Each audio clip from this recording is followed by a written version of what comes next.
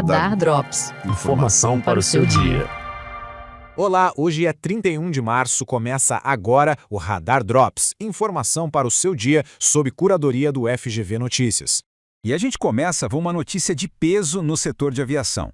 O aeroporto do Galeão, lá no Rio de Janeiro, quem arrematou o terminal foi a gigante espanhola Aena, que fez uma aposta bem alta para assumir a gestão de um dos aeroportos mais estratégicos do Brasil.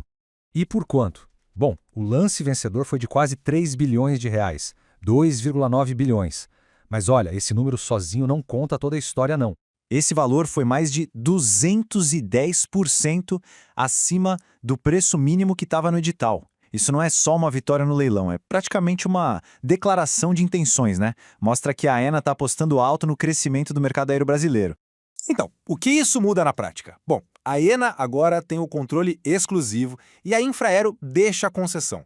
E a gente está falando de um volume de gente gigante. Só em 2025, o Galeão movimentou 18 milhões de passageiros. Isso dá 13% de todo o tráfego aéreo do país. Para a Aena, que já cuida de outros 17 aeroportos por aqui, essa é uma peça fundamental no quebra-cabeça.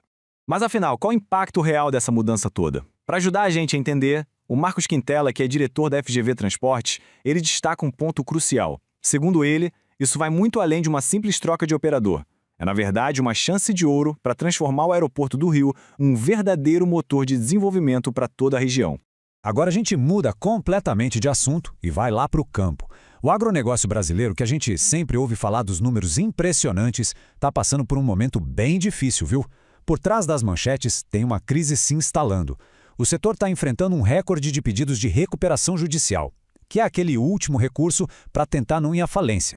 E como que o cenário virou tão rápido assim? Parece que a gente foi do céu ao inferno. Há poucos anos era a época das vacas gordas, sabe? Câmbio ajudando, juros baixos, crédito sobrando. Agora a realidade é bem outra. É a das vacas magras. Custo de produção lá no alto, super safra que derruba os preços, juros elevados e um endividamento que ficou, para muitos, insustentável. O que está por trás dessa tempestade perfeita? São vários fatores juntos. O custo dos fertilizantes, por exemplo, explodiu.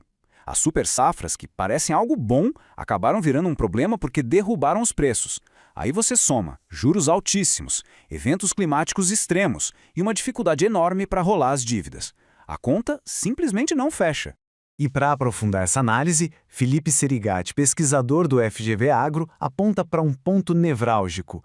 Ele diz que tanto a pandemia quanto a guerra na Ucrânia deixaram claro uma vulnerabilidade enorme do Brasil, a nossa dependência gigantesca da importação de fertilizantes.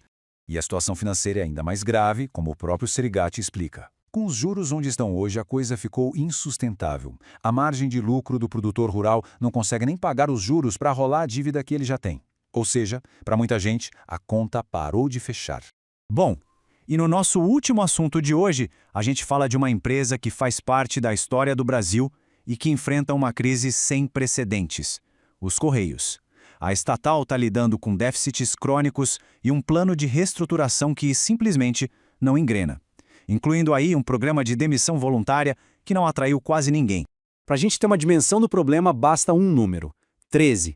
Esse é o número de trimestres seguidos que os Correios fecharam no vermelho. São mais de 3 anos só de prejuízo. E o prejuízo é gigante. Só no ano de 2024, o rombo nas contas da estatal passou de 2,5 bilhões de reais. É um valor que coloca em xeque a própria sobrevivência da empresa. E uma das principais tentativas de cortar custos, o plano de demissão voluntária, foi um fiasco. A meta era conseguir a adesão de 10 mil funcionários, mas a realidade foi bem diferente. Apenas 2.500 aceitaram o plano. Isso forçou a empresa a estender o prazo e a ter que repensar toda a estratégia. E para fechar, Armando Castelar, ele desenha um cenário bem preocupante. Ele alerta para o risco de um ciclo vicioso fatal.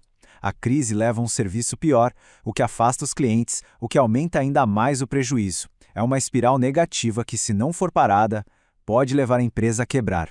Esse foi o Radar Drops de hoje. Esse episódio foi produzido a partir das principais contribuições de especialistas da FGV em matérias veiculadas na imprensa.